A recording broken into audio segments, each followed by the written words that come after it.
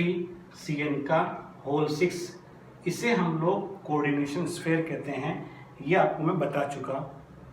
यहाँ पे जो ये Fe है ये मेटल आयन है, Cn जो है लिगेंड है। ये जो Cn लिगेंड है, ये लिगेंड मेटल आयन से कितने कोऑर्डिनेट बॉन्ड बना रहा है, ये Cn लिगेंड जो है ये मेटल आयन से कितने कोऑर्डिनेशन बॉन्ड बना रहा है, उन नंबर ऑफ कोऑर्डिनेशन बॉन्ड को हम लोग कोऑर्डिनेशन नंबर कहते हैं। ठीक है, कि नंबर ऑफ कोऑर्डिनेशन बॉन्ड, कितने कोऑर्डिनेशन बॉन्ड बना रहा है कौन, ये लिगेंड किससे, मेटल आयन से, उन्हें हम लोग कोऑर्डिनेशन नंबर कहते हैं। यहाँ तक ये चीज़ हमें क्लियर हो चुकी। इसके बाद में एक एग्जांपल के तौर पे मैं एक एग्जांपल और दूं आपको, और जैसे मैंने लिखा CONH3 का होल 6 और Cl3। इस एग्जांपल में अगर हम बात करें तो आपके इसमें CO जो है मेटल आयन है, NH3 जो है आपके पास में लिगेंड है। ये NH3 इस CO से कितने कोऑर्डिनेशन बॉन्ड बना रहा है वो कोऑर्डिनेशन नंबर है, और ये Cl3 जो है ये आयनाइजेशन पार्ट है। यहाँ तक आपको चीज़ें क्लियर हो गई। अब मैं लिगेंड की बात करूँ, लिगेंड क्या होता है?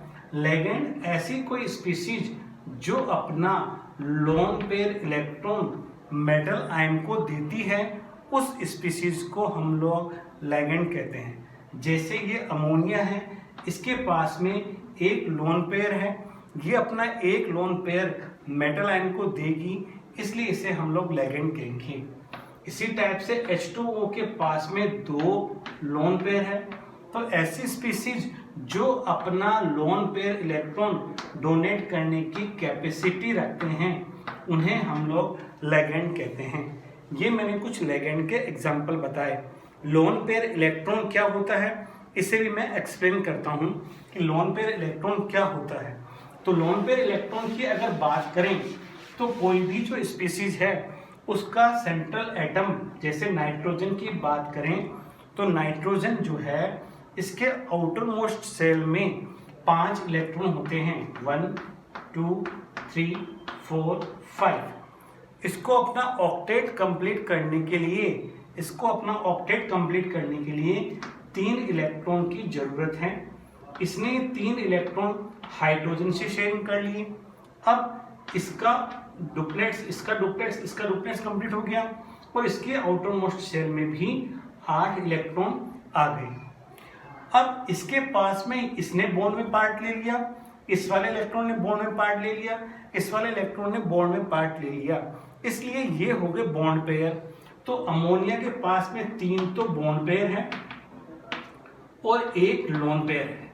लोन पेयर मतलब बॉन्डिंग करने के बाद में बचा हुआ इलेक्ट्रॉन का जो पेयर होता है उसी को लोन पेयर कहते हैं। यहाँ तक आपको बात क्लियर हो गई।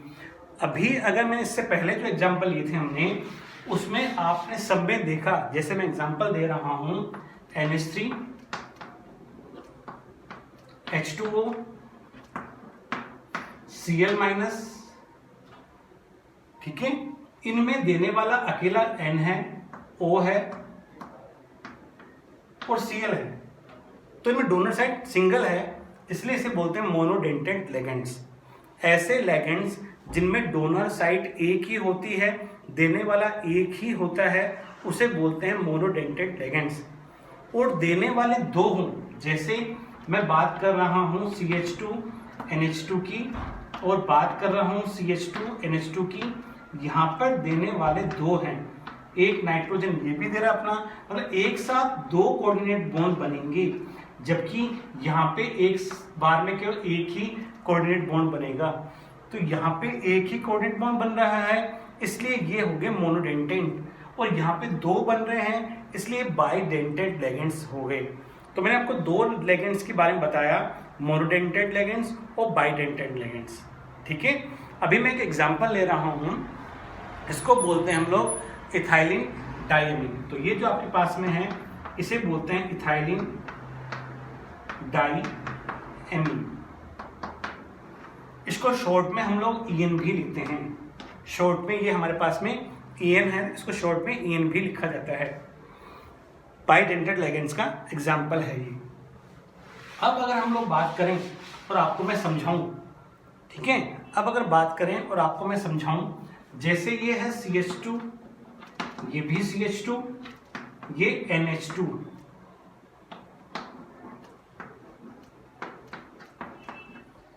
यहाँ पे इस वक्त इसको हम लोग बोलते हैं इथाइलिन डाइमीन। ये जो एग्जांपल है ये है आपके पास इथाइलिन डाइमीन है, एग्जांपल इथाइलिन का। अब देखो बच्चों, इसमें दो डोनर साइड है, मतलब ये बाइडेंटेड लिगेंड्स है। मैंने इसका एक H हटाया और इसकी जगह पर मैंने जोड़ दिया CH2COOH। अब मेरे पास डोनर साइड कितनी हो गई? 1 2 3, 3 डोनर साइड हो गई। इसका मतलब ये मेरे पास में ट्राइडेंटेड लिगेंड्स है। नाम क्या हो गया? Ethylene diamine acetic acid. क्या नाम हो गया? Ethylene diamine acetic acid. अब मैंने इसका एक H और हटा दिया, अभी मैंने इसकी जगह फिर एक और CH2COOH जोड़ दिया। अब आप फिर देखें, अभी कितनी डोनर साइड हो गई? 1 2 3 4। तो ये टेट्राडेंटेड लिगेंड्स है। इसी टाइप से मैंने एक और H हटा दिया और यहाँ पे मैंने जोड़ दिया CH2COOH। फिर मैंने एक और हटाकर फिर मैंने H हटा दिया, फिर मैंने जोड़ दिया यहाँ पे एक और CH2COOH। अभी मेरे पास क्या हुआ?